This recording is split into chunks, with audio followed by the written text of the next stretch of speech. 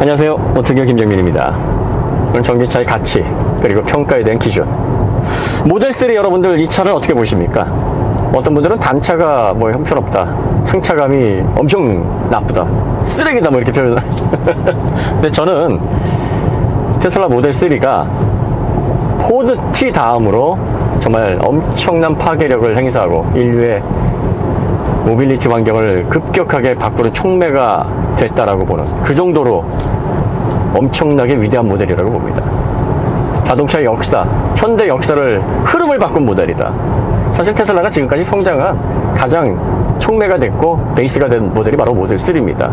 이 차는 정말 역사의 길이 남을 차예요. 2019년도에 모델3를 저희가 갓독자님 차로 시승을 하고서 정말 깜짝 놀랐습니다. 그리고 테크니컬 데이터를 뒤져보면서 소스라치게 놀랐죠. 이 정도였나? 이런 차를 만드는 기업이란 말이야. 한 달 동안 장기 렌트를 통해서 경험을 해봤습니다. 그리고서 확신을 했죠. 사야 되겠구나. 차를? 아닙니다. 테슬라 주식을. 당시에 XC90을 거의 1년 가까이 대기를 하고 있었습니다. 출고 직전이었어요. 오토기어 식구들이 기대를 했었죠. 과연 이 차는 장기적으로 이용을 하면서 어떤 가치를, 하지만 그 차 살 돈으로 테슬라 주식을 샀습니다. 왜? 이런 차를 만들어내는 기업이면 이건 성장 안 할 수가 없는 기업이고 주목을, 업계를 뒤집어지 않을 수가 없다. 이거는 작용 반작용이니까. 이런 놀라운 자동차를 만드는 기업인데 이 기업에 어찌 관심을 갖지 않을 수가 있겠는가. 관련해서 테슬라 관련해서 전기차 영상들을 쏟아내기 시작한 것도 그쯤입니다.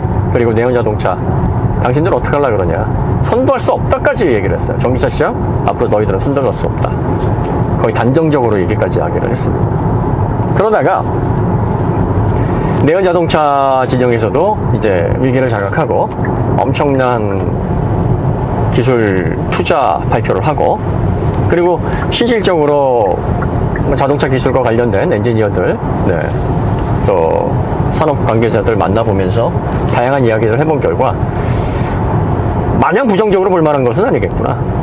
내연 자동차들도 나름 보관이 있고 그들의 경험, 또 지금까지 자동차 시장을 선도해 왔던 그들의 협력자들, 또 관련 시설들, 뭐 이런 것들 시너지를 잘 앞으로 발휘할 수만 있다면 테슬라를 압도하지는 못할지언정 따라갈 수 있는 업체가 그래도 조금은 나오겠구나. 사실 그렇게 긍정적이지는 않습니다. 아직도 내연자동차가 잘 해낼 수 있을 것이다 라는 그런 긍정적인 생각은 갖추고 있지 않는데, 뭐 시간이 지나서 더 판단을 해봐야 될 문제긴 합니다만, 그렇게 하는 데는 몇 가지 근거가 있는데, 가장 제 생각을 굳히게 하는 부분이 바로 테크니컬 데이터들이 보여지는, 그 데이터들이, 숫자들이 지시하는 방향입니다. 자꾸 여러분들에게 데이터에 집중하십시오, 숫자에 집중하십시오 이렇게 말씀을 드리는데 이걸 가볍게 이렇게 넘기시는 분들이 계세요. 자동차 감성이라고 생각을 하시고. 자, 이 감성을 누가 만들어냈냐면요, 유럽, 특히 독일이 만들어냈는데요. 독일이 그동안 자동차의 성능, 수치를 지배해왔기 때문입니다. 수치를 지배해오고 성능을 지배해왔으니 그 제조사가 만드는 자동차가 결국은 표준이고 거기에서 느껴지는 즐거움, 가치가 가장 뛰어나다라는 그런 선입견이 생기기 시작을 하는 겁니다. 그리고 그게 고착화되다 보면 나중에는 평범한 결과물에도 그 감성이라는 요소를 자꾸 부여를 합니다. 같은 4기통 2000cc 딸딸인데 독일차는 딸딸거리잖아.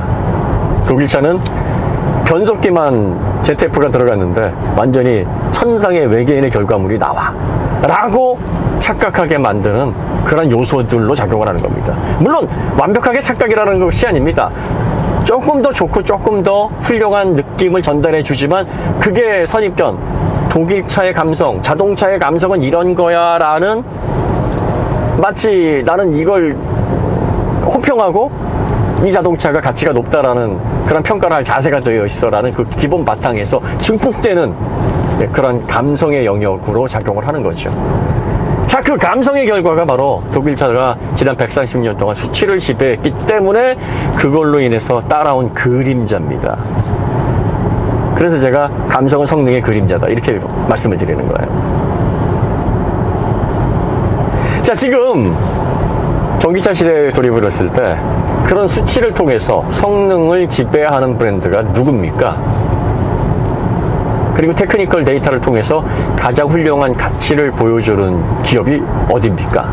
테슬라예요.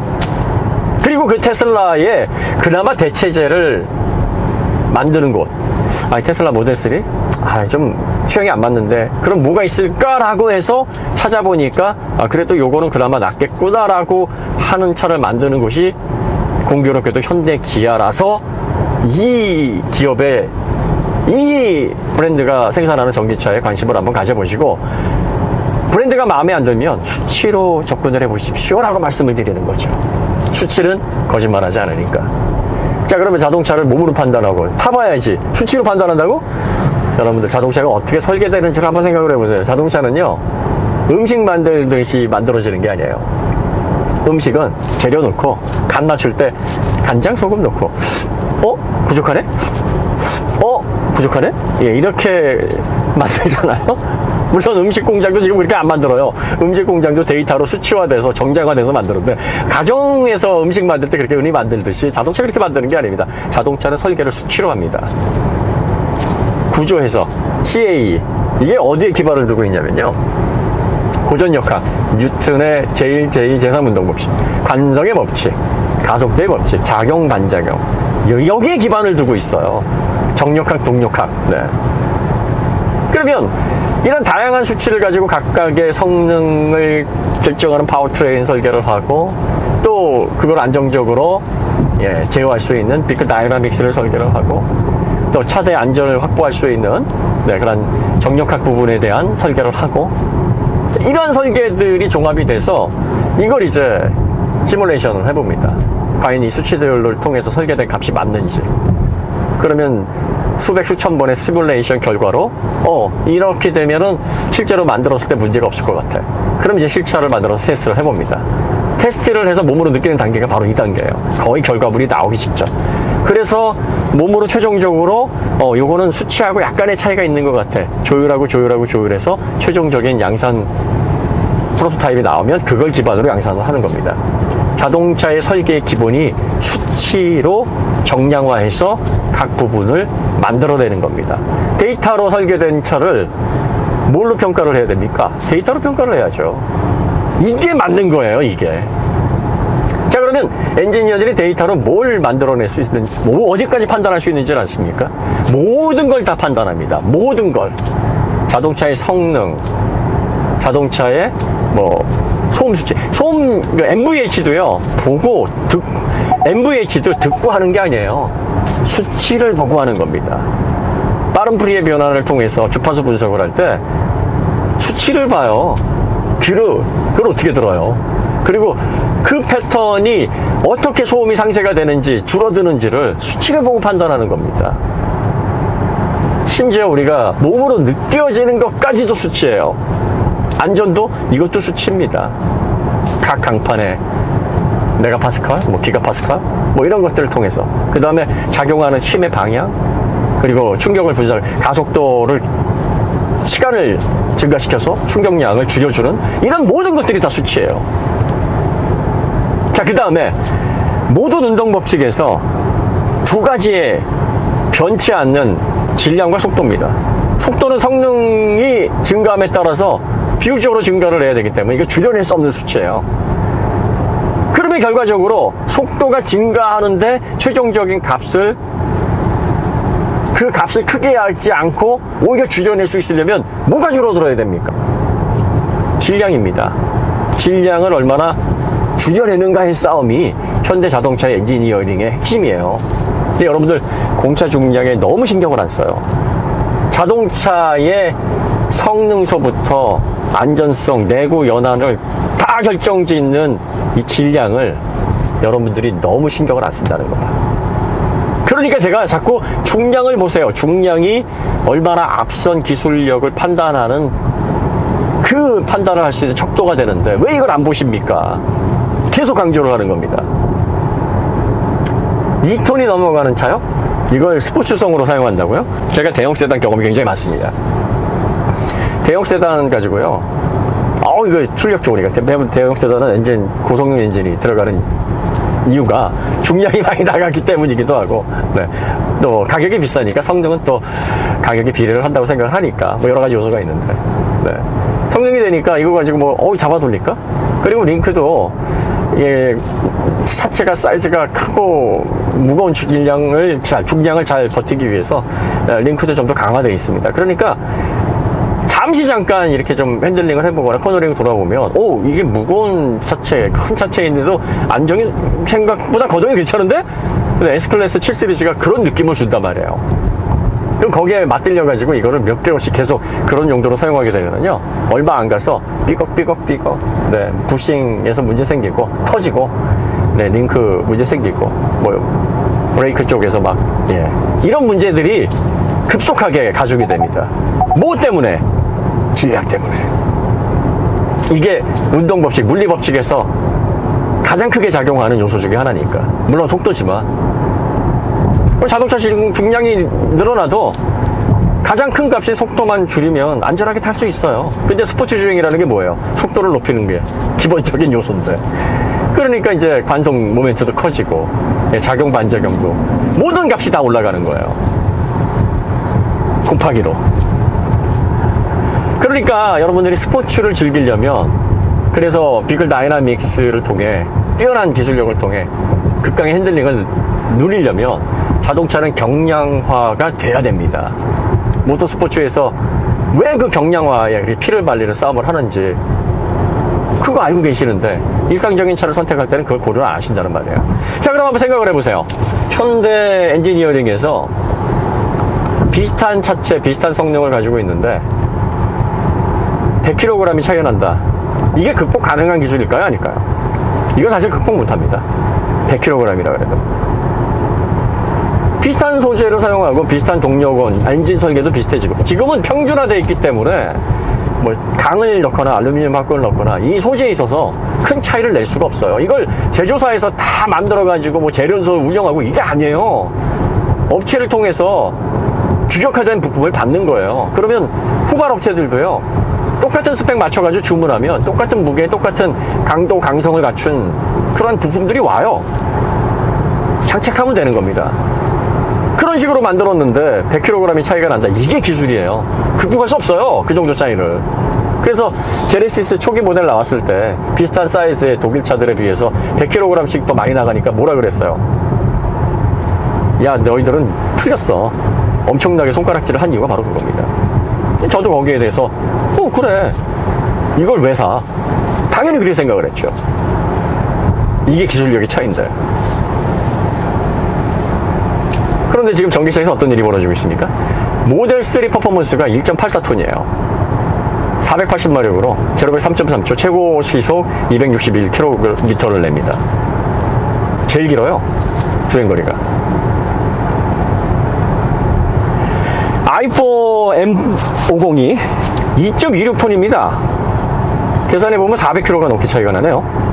544마력 출력을 얹어놨는데 제로백이 3.9초로 0.6초나 느려요. 최고속은 225. 최고속도 느립니다. 주행거리는 훨씬 짧습니다. 자, 100kg이라고만 해도 극복할 수 없다 그랬어요. 100kg 차이면은 이거 줄이려면 2, 3년 걸리겠는데? 이 얘기를 했습니다. 그럼 400kg을 줄이려면 얼마나 걸릴까요? 10년은 걸리지 않을까요? 제가 볼 때는 한 10년 정도 걸릴 것 같아요. 지금 모델 3가 2017년에 나왔어요. 근데 지금 2018년에 뭐 본격적으로 출시가 됐다고 치죠. 4년 지났습니다. 4년 지난 시점에 선보인 차가 400kg가 무거워요. 클럽 플랫폼이든 뭐 내연차를 기반으로 했던 뭐 어쨌든 이거는요, 동시대 차라고 볼 수가 없는 겁니다. 모델 3 같은 차를 i4에 어디다 들이대냐고요? 반대로 생각하셔야 돼요.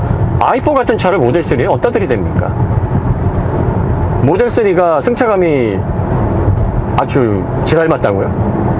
못할 정도인가요? 아니에요. 단차? 네, 어마무시하죠. 이런 것들은 테슬라가 신생 기업이다 보니 수십 년간 축적되어 온 그런 노하우들이 없어서 생기는 현상입니다. 하지만 이건 노하우가 생기면 이제 양산 기술이 어느 정도 발전을 해서 경험이 축적되면 자연스럽게 해결될 문제입니다. 성능, 경쟁력, 기술력, 자, 이런 것들은 시간이 지난다고 좁혀지지 않아요. 왜냐? 테슬라는 이걸 기반으로 더 많이 발전, 더 빠르게 발전할 거니까. 현대 기아를 왜 자꾸 제가 좋게 평가를 하느냐? 모델 3보다 테크니컬 데이터는 떨어집니다. 많은 부분이 떨어져요. 하지만 몇 가지가 앞서는 부분들도 있고, 또 대체제로서 그나마 선택할 수 있는 상품성을 만들어내는 현재 입장에서는 유일한 브랜드예요. 그래서 높게 평가하는 겁니다. 기술의 격차, 그 시차가 가장 짧아요. 나머지 기업들이요? 나머지 브랜드요? 동시대 모델이라고 할 수가 없어요. 외형만 보시고 데이터를 안 보시니까 못 느끼는 겁니다. 여러분 제가 타이칸에 대해서 얘기한 것도 마찬가지예요. 절대 썩기까지 가시지 마세요. 그리고 이거 뭐 포르쉐의 기술력으로 커버한다? 잠시 잠깐 즐기시는 건 괜찮은데 숫자는 거짓말을 하지 않아요. 내구 연한은 가장 중요한 게 질량과 속도입니다. 이 두 가지 값으로 결정이 되는 거예요. 그럼 이걸 극복하려면 엄청난 소재가 들어가야 됩니다. 엄청난 소재. 단지 몇 퍼센트 강화된 강성과 강도가 몇 퍼센트 올라간 게 아니라 몇 배나 강한 소재가 들어가야 되고, 이렇게 되면 슈퍼카 영역으로 네베라처럼 수십억의 가격을 받아야지만 그 무게, 네베라가 2톤 정도 되는데 내구성까지 확보를 하려다 보니까 거기에 들어가 있는 부품들은 다 단가들이 달라요. 소량 생산해서 그렇게도 하겠지만 이렇게 만들어내야 그 무게를 감당할 수가 있게 되는 겁니다. 그런데 포르쉐니까 아니면 BMW니까 이걸 잡아 돌린다? 엔지니어들이요, 이거 수치로 다 내구 연한 계산합니다. 그래서 이렇게 계산을 하게 되면 이거 어느 정도 시점 되면은 여러 시점이 오고 고장이 나겠구나, 문제가 생기겠구나. 그럼 무게 덜어내야 돼. 경량화 시켜. 그래서 경량화를 하는 거예요. 그리고 그 공차 중량은 그런 내구 연한을 비롯해서 자동차의 내구성을 짐작할 수 있는 가장 중요한 지표입니다. 가급적이면 같은 성능, 같은 사이즈면 가급적이면 가벼운 거를 선택을 하셔야 돼요. 이거 굉장히 중요하게 보셔야 됩니다, 여러분. 그리고 최대한 경량화를 어떤 분들은 그래요. 경량화하게 되면은 안전도는 어떻게, 말도 안 돼. 그러면 쿠킹 오일 타고 IIHS를 비롯해서 지금 충돌 테스트 기관에서 불을 켜고 하고 있어요.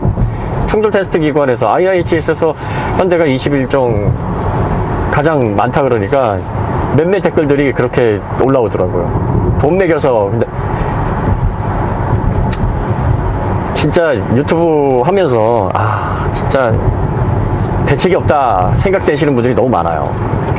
이 IIHS는 사성기관이긴 하나 여기에서 나오는 데이터가 보험회사의 수익과 직결이 됩니다. 이건 데이터 잘못 잡으면요, 기업체에서 몇십억 몇백억 받는 게 문제가 아니에요. 손익이 막 엄청나게 차이가 나버리기 때문에 회사에 존폐가 걸린 일입니다, 보험회사들의. 그러니까 눈에 불을 켜고 정확한 데이터를 뽑아내려고 애를 쓰는 거예요. 여기만 그러는 게 아닙니다. 국가기관에서 하는 것도요, 제조사에서 제공하는 게 아니에요. 대리점 가서 사요. 그리고 대리점 가서 사야 되기 때문에 가장 엔트리급 깡통사입니다. 그러니까 여기에서 나오는 충돌 테스트의 값은요, 그냥 깡통 모델 사셔도 여러분들이 보장받을 수 있는 값이에요. 어떤 국가기관이든 테스트를 할 때 대리점에 와서 양산차 사지, 제조사에서 야 우리가 테스트할 거니까 몇 대 보내봐 이렇게 안 합니다. 어떤 분들은 그래요. 강화시켜가지고 보내줬겠지. 아무리 관련 지식이 없더라도 확인하지 않고 막 아무 말이나 하시는 분들 때문에 이런 혼란이 생기는 겁니다. 그러면 이제 그렇게 몇몇 분들이 댓글을 달면 그게 또 퍼져요. 야, IIHS에서 현대가 돈을 매겨가지고 강화를 시켜가지고 그 부분만 이렇게 딱, 그런 거 아니에요. 그러니까 이런 데에서 결과가 나온다. 테슬라 모델 3는 이미 안전도에서 최고 등급을 받았어요. 문제가 없다. 1.83톤으로 1.83톤이죠. 가장 무게가 가벼운데도. 자, 무게가 가벼우니까 어떻습니까? 480마력으로 제력을 3.3초가 나옵니다. 경량화를 못하니까 거의 70마력, 80마력 막 성능을 더 높여놔야지만 비슷한 성능도 안 나와요. 비슷하게 성능 맞추려면 100마력 이상 가야 돼요. 최고 속도, 그 다음에 정량화가 안 되니까 더 용량 배터리 크게 했는데 주행거리는 좀 덜 나오고 실내 공간은 더 좁고 총체적인 난국이에요. 그럼 과연 내연자동차는 모델3와 같은 자동차를 언제 낼 수 있을까요? 지금으로선 기약이 없죠. 앞으로 3년 후에 나온다 그러면 대략적으로 7년이 늦는 거고 4년 후에 나온다면 8년이 늦는 겁니다. 이런 계산이에요. 자동차 시장에서 8년, 7년 뭐 이런 기술 격차가 극복이 가능하다고 보십니까? 극복 못해요, 그거. 현대자동차도 마찬가지예요. 현대자동차도 다음 세대에 아이오닉5가 나왔잖아요. 그 다음 세대가 얼마나 격차를 줄이느냐, 그리고 테크니컬 데이터에서 테슬라를 압도하는 그런 항목이 몇 개가 더 나올 것이냐, 이런 거가 사실은 중요한 지표예요. 다음 아이오닉5 다음 모델이 나왔어요. 테슬라도 모델3 다음 모델이 이제 또 기획이 되겠죠? 가만히 있지는 않을 거 아니에요. 그럼 거기에서 또 얼마나 진보가 일어나는지가 사실은 관건인데, 어쨌든 이런 식으로라도 따라가야 보조를 맞춰가지고 그래도 시장에서 경쟁할 수 있고, 그리고 내연자동차가 잘하는 뭐 조립 완성도, 그 다음에 실내 구성, 승차감, 그 다음에 그 외에 다른 요소들로 승부를 할 수가 있으니까, 스페이스로서의 어떤 거주성, 이런 것들로 승부를 걸게 되면 플러스 마이너스가 그나마 되는 거예요. 근데 그 외에 경쟁력이라고 동시대에 만들었다라고 볼 수 없는 그런 테크니컬 데이터를 가지고 있고 구조적인 결과물을 보여주고 있는 그런 업체들은 언제 보조를 맞출 수 있을지도 지금 장담을 못하고 있어요. 공학적인 관점에서 볼 때, 설계적인 관점에서 볼 때 i4와 테슬라 모델 3는요, 가치를 비교할 수 있는 차가 아니에요. 모델 3가 훌륭함을 넘어서 월등합니다. 그냥 다른 세상의 차예요. 다른 세대의 차입니다. 출시 시점이 4년이나 차이가 나는데도 다른 시대의 차라는 거예요. 다른 시대의 차. 이거 어떻게 생각하십니까, 여러분? 잠깐 타보시고 2시간 정도 타보시고 어우 승차감 좋은데 재미 좋은데요, 이걸로 어떻게 다 판단하십니까? 이게 판단 못해요. 알 수 없어요. 딱 2시간 타보시고 3시간 타보시고 그거 어떻게 판단을 하실 겁니까? 그리고 정량화된 시승도 아니잖아요. 자꾸 타보고 얘기하시라는데요, 이 타보고 나는 느낌 자체는요, 사람을 속이기가 정말 쉬워요. 일시적인 품질, 또 다 신차들이고 몰라요 지금은. 그러니까 엄청난 중량, 엄청난 공차 무게에서 오는 그런 관성 모멘트의 증가가 얼마나 빨리 내구성의 문제를 일으킬지, 그리고 비클 다이나믹스에서 한계점에 이르렀을 때 얼마나 큰 차이를 낼지, 이거는 정량화된 테스트가 아니면 몰라요.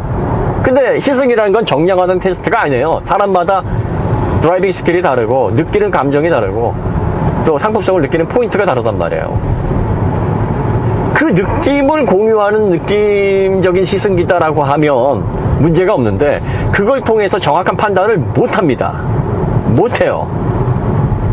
아니 코너를 돌 때도 그래요. 이게 횡지 정확하게 측정이 되는 그런 코너, 말값이 정해져 있는 코너에서 동일한 기량을 가지고 있는 사람이 계속 반복해서 비교 평가를 하는 것도 아니고,